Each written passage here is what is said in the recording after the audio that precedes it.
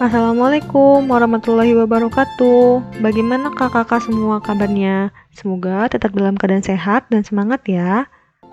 Hari ini kita mau belajar IPS kelas 4 tentang kerajaan Hindu, Buddha, dan Islam di Indonesia.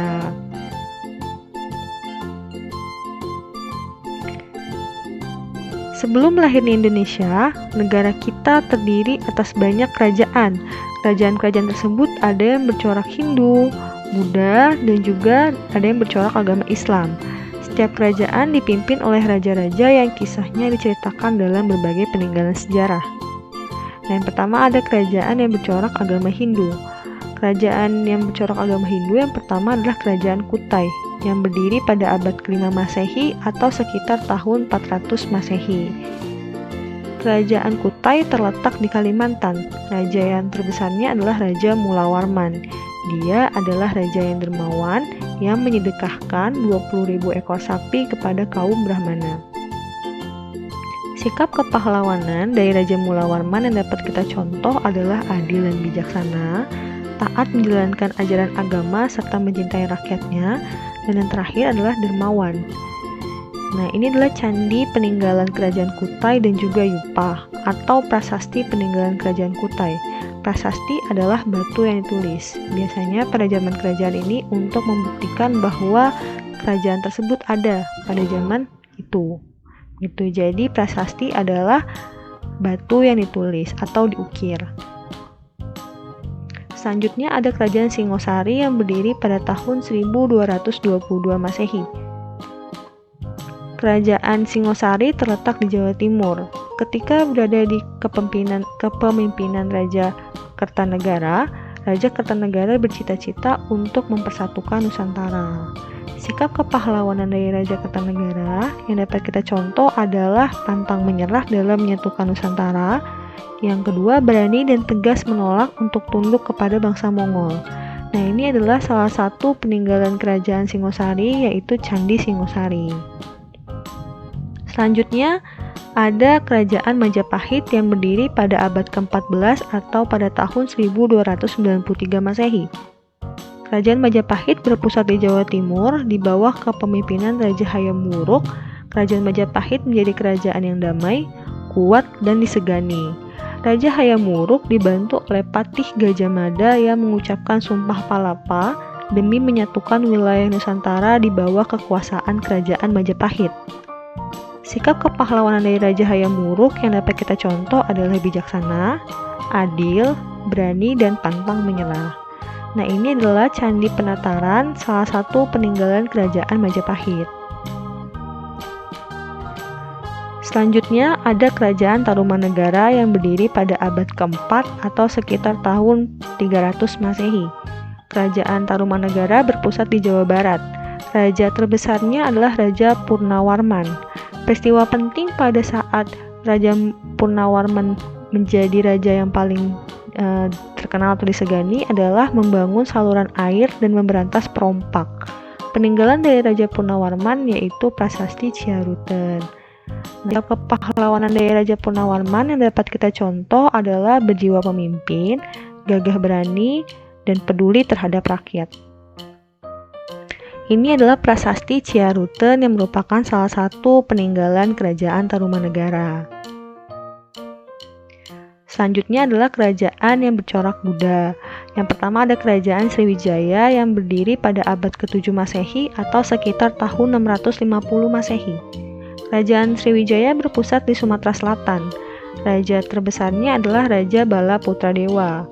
Raja Bala Putradewa berhasil membuat Kerajaan Sriwijaya menjadi pusat perdagangan, pelayaran, pendidikan, dan penyebaran agama Buddha di Nusantara.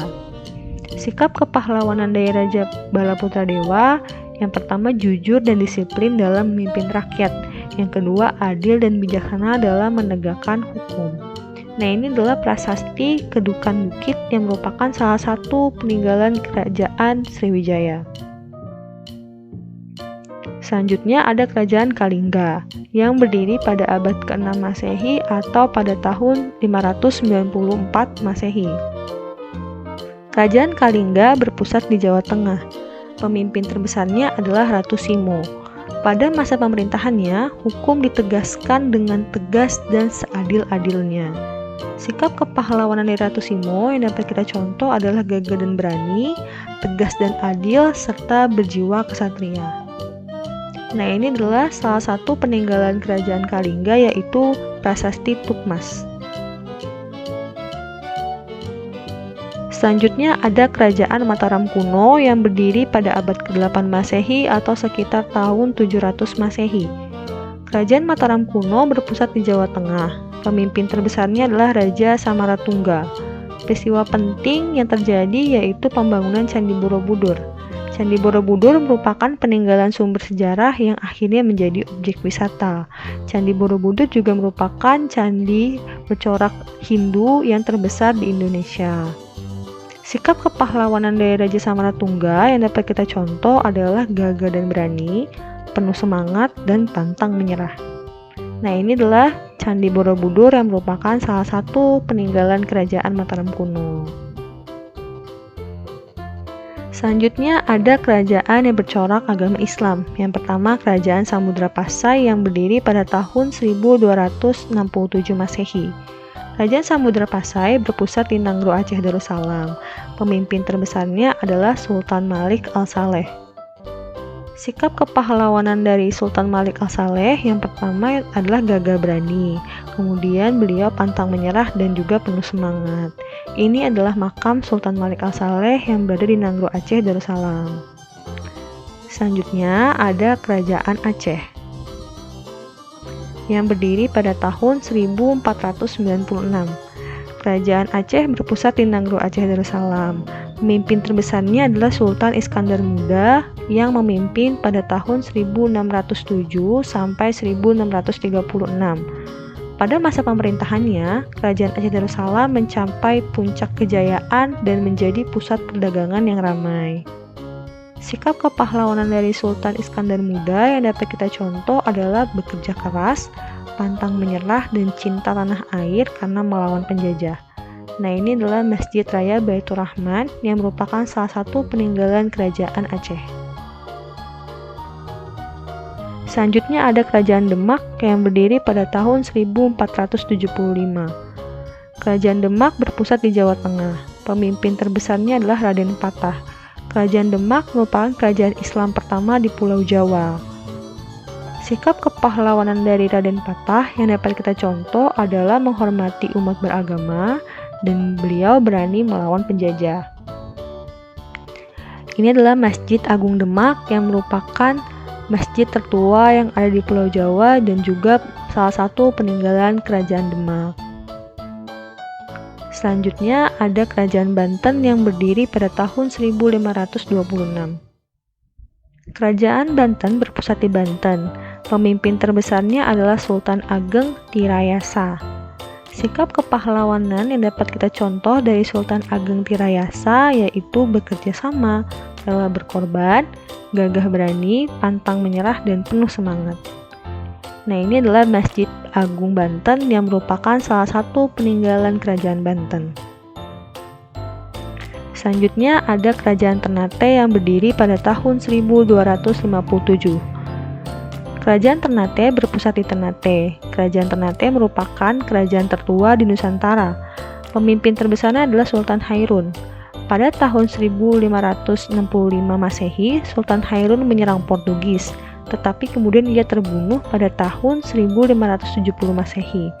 Peninggalan Sultan Hairun adalah sikap toleransi antar umat beragama dan juga sikap anti penjajah. Sikap kepahlawanan dari Sultan Hairun yang dapat kita contoh adalah ikhlas dalam berjuang, gagah dan berani, berjiwa kesatria, pantang menyerah, dan juga penuh semangat. Nah, ini adalah Masjid Kesultanan Ternate yang merupakan peninggalan dari Kerajaan Ternate. Perjuangan tokoh kerajaan Hindu, Buddha, dan Islam, setiap tokoh pahlawan pada zaman kerajaan tersebut mempunyai ciri khas masing-masing dalam berjuang. Namun mereka mempunyai cita-cita yang sama, yaitu menciptakan perdamaian, memperjuangkan kesejahteraan, dan juga mempersatukan bangsa.